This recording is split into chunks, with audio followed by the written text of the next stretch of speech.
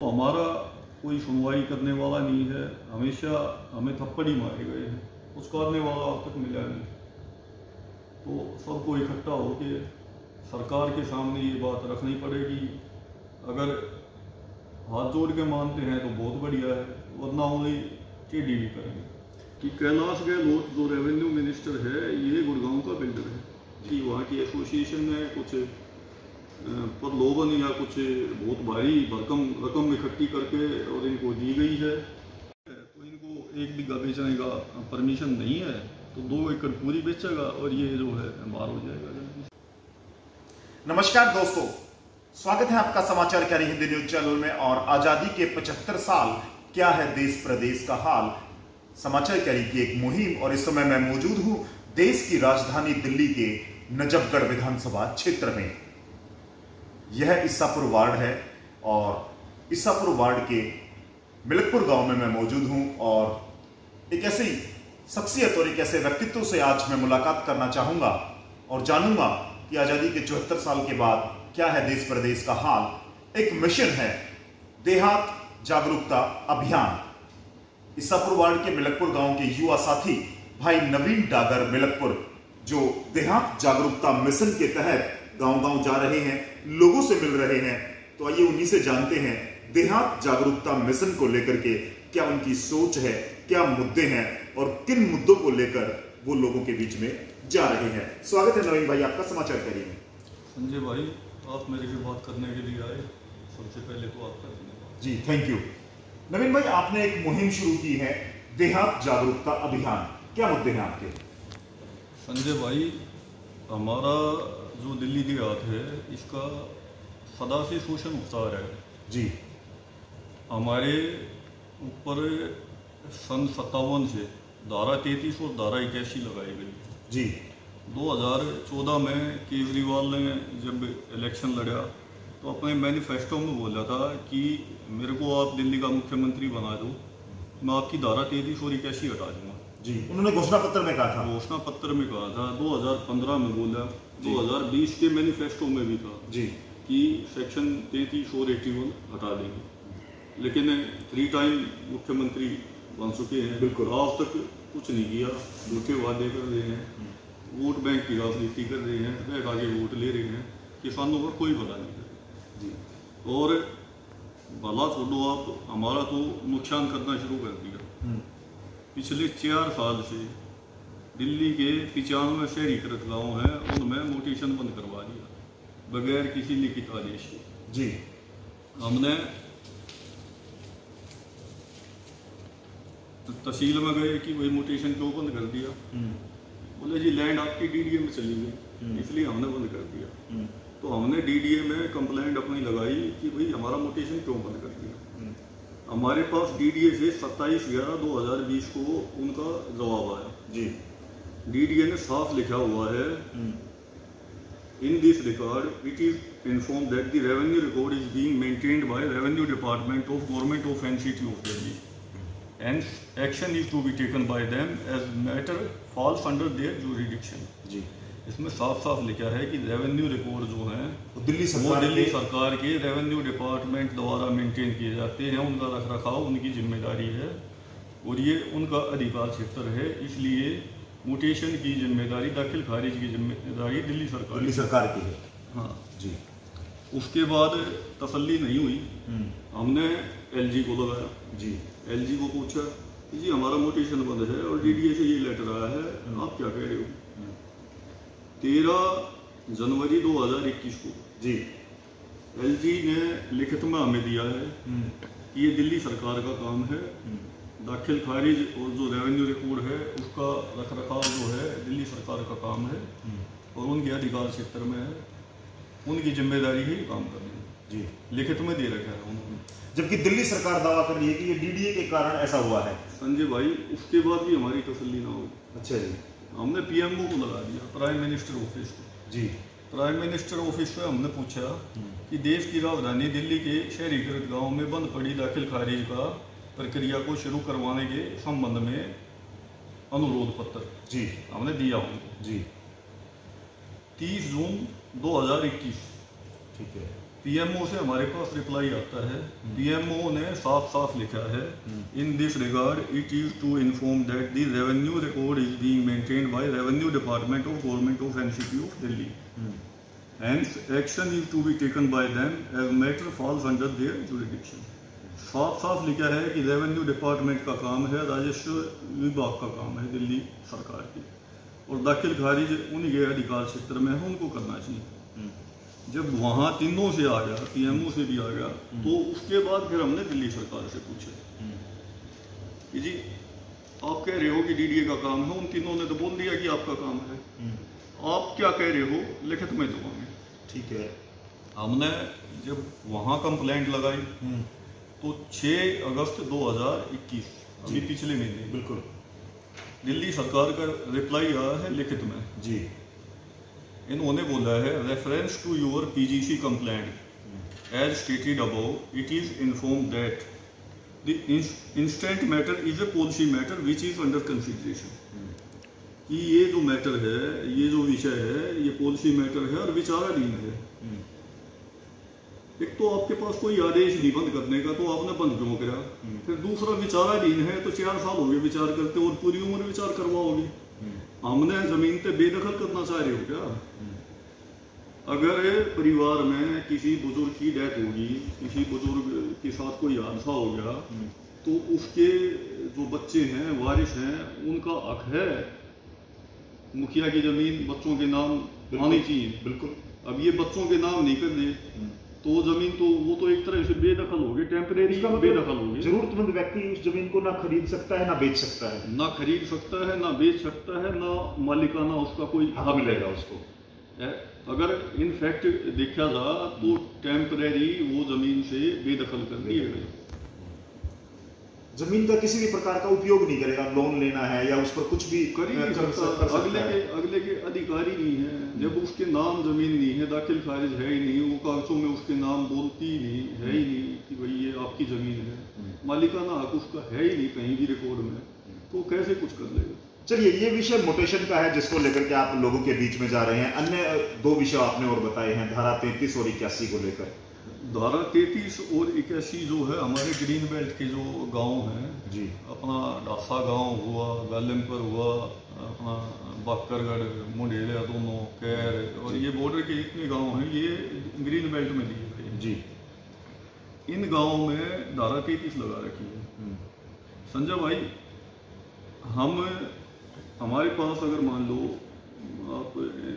मैं आपको समझा रहा हूँ कि हमारे पास कोई चीज़ है बेचने के लिए जी, अगर हमारे पास 10 टॉफ़ी है, तो अगर हमें 5 टॉफ़ी बेचने से हमारा काम चल रहा है, उद्देश्य पूर्ण हो रहा है, तो हम 95 को नहीं बेचेंगे। ठीक है। लेकिन धारा 33 क्या कहती है कि अगर आपके पास 8 एकड़ से कम जमीन है तो आपको पूरी ज़मीन बेचनी पड़ेगी।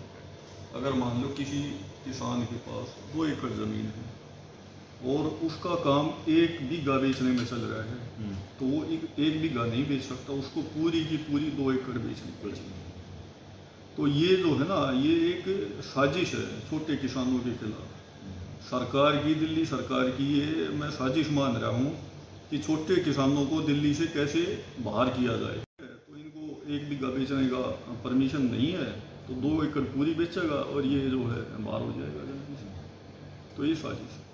सेक्शन 81 जी, सेक्शन 81 में क्या है कि हम अपनी ज़मीन में, खेती की ज़मीन में कोई भी खेती के अलावा कोई व्यवसाय नहीं कर सकते। दिल्ली में लोग फुटपाथ पे भी चाय की दुकान खोल के अपने बच्चों का पालन पोषण कर रहे हैं, और दिल्ली सरकार उनको मीटर देगी, बाकायदा बिजली का मीटर दे रही है जी। और हम अपने खेत में एक अगर अपने भूसे के लिए या अपने जानवरों के लिए भी कोई शेड डाल दें और वहाँ जानवरों के लिए कोई पंखा लगा दें, तो बिजली का मीटर नहीं दे रहे। शेड बनाने की परमिशन नहीं है, बना भी देते हैं तो बुलडोजर लेके आ जाते हैं कि भाई ये इलीगल है और इसको तो डेमोलेट करेंगे, तोड़ेंगे। तो ये सेक्शन 81 भी हमारे ऊपर अत्याचार है जी।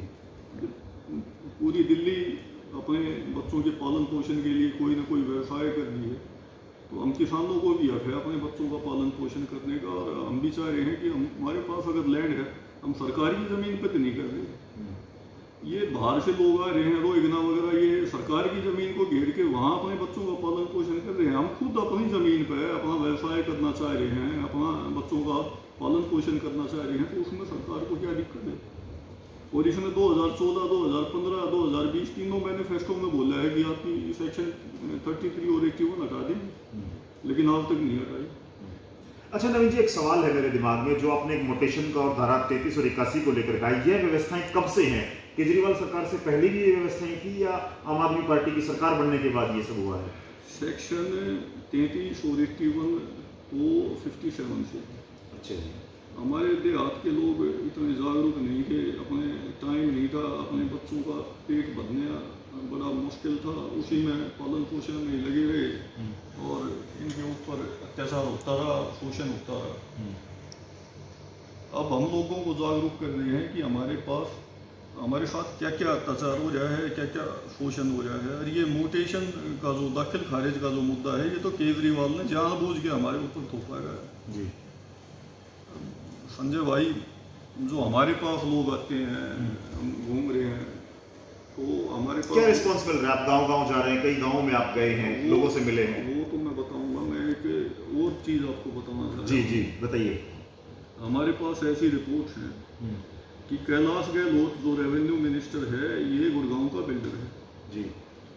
और गुड़गांव में जो भी सोसाइटीज वगैरह चल रही हैं, सबको पता है। देखो, दिल्ली एक ब्रांड है, देश की राजधानी, देश की राजधानी है, ब्रांड है। दिल्ली में हर कोई चाहता है कि उसका एक मकान हो।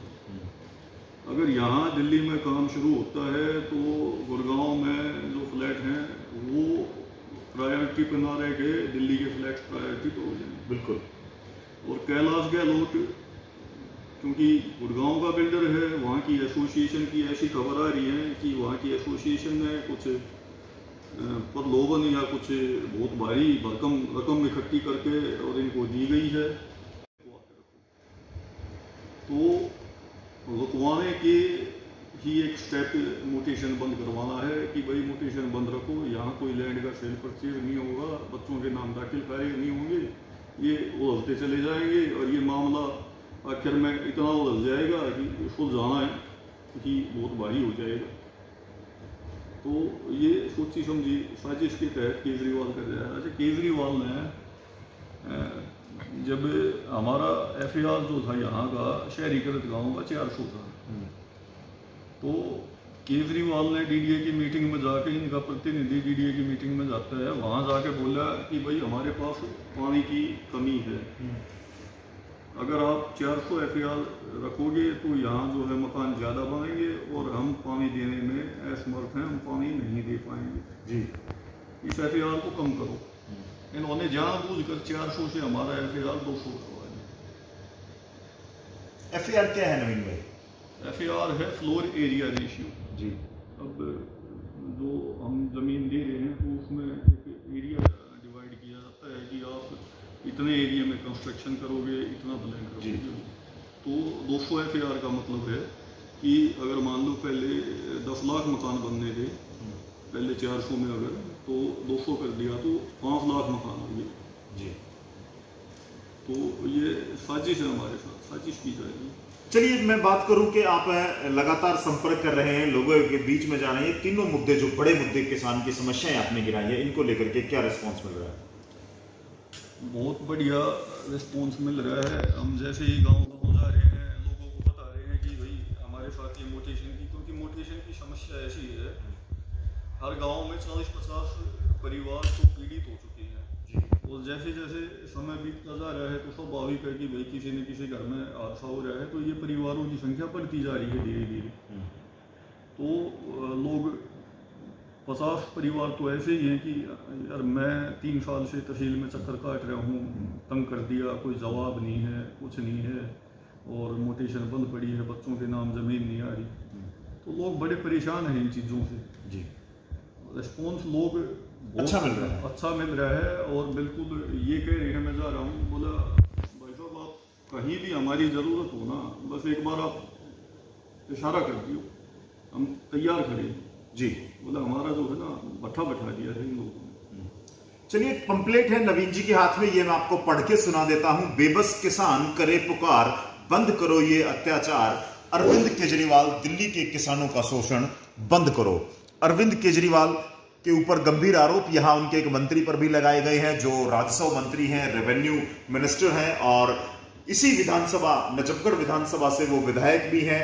और किसानों के प्रति एक गहरी साजिश का आज यहां पर आरोप लगाया गया है। बताया गया है कि किसानों को किस कदर 1957 से लेकर के आज तक दिल्ली देहात के जो 94 गांव हैं, वहां किसानों के साथ सोतेला व्यवहार अभी तक की सरकारों ने किया है। और केजरीवाल सरकार जो है, आम आदमी पार्टी की सरकार, उन्होंने 2 कदम आगे बढ़कर के जिस तरह से मोटेशन को बंद किया है, उससे किसान को लाचार व बेबस बनाने का प्रयास केजरीवाल सरकार द्वारा किया गया है।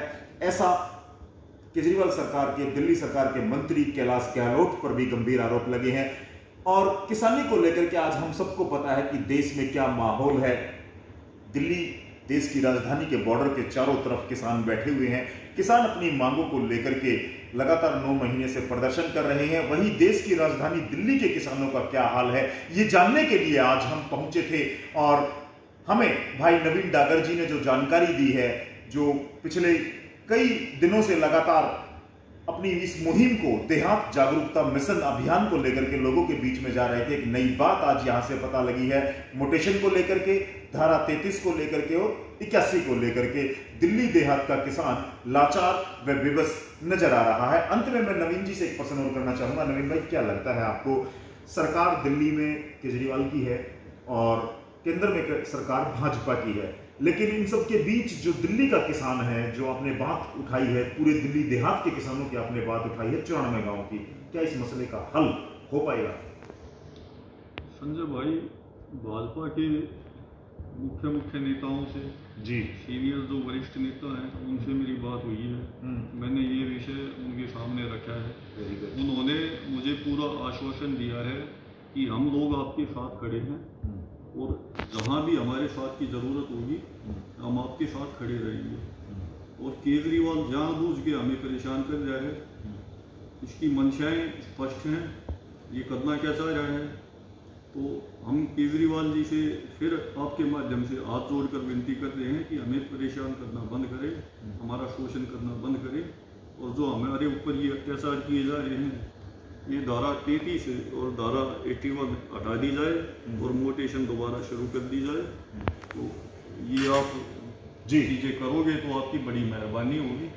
चलिए, केजरीवाल सरकार से बार बार यही कहा जा रहा है कि वो किसानों की तरफ ध्यान दे। और अंत में मैं नवीन भाई से चाहूंगा कि तमाम किसान भाई जो हमारा चैनल देख रहे हैं या जो हमसे जुड़े हुए हैं, उनके लिए आपकी तरफ से क्या संदेश रहेगा? मैं अपने सभी भाइयों को यही कहना चाहूँगा कि हम सबको इकट्ठा होकर अपनी बात उठानी पड़ेगी, बगैर बोले। देखो जी, आज 70 साल हो गए हैं, 37। बिल्कुल, अगर नहीं बोलेंगे तो हमारा कोई सुनवाई करने वाला नहीं है। हमेशा हमें थप्पड़ ही मारे गए हैं, उसकारने वाला आज तक मिला नहीं। तो सबको इकट्ठा होकर सरकार के सामने ये बात रखनी पड़ेगी। अगर हाथ जोड़ के मानते हैं तो बहुत बढ़िया है, वरना उन्हें टेढ़ी भी करेंगे। जी हाँ, और देखिए, दिल्ली प्रदेश के आज नजफगढ़ क्षेत्र से किसानों की पुरजोर मांग उठाते हुए युवा जो नवीन डागर भाई हैं मिलकपुर से, इन्होंने आज एक आह्वान किया है कि सभी किसान भाइयों को संगठित होकर इस मुहिम में आना पड़ेगा, देहात जागरूकता अभियान से जुड़ना पड़ेगा और अपनी मांगों के लिए संगठित होकर दिल्ली सरकार से गुहार लगानी पड़ेगी। मोटेशन लागू की जाए, धारा 33 और 81 को तुरंत वापस लिया जाए।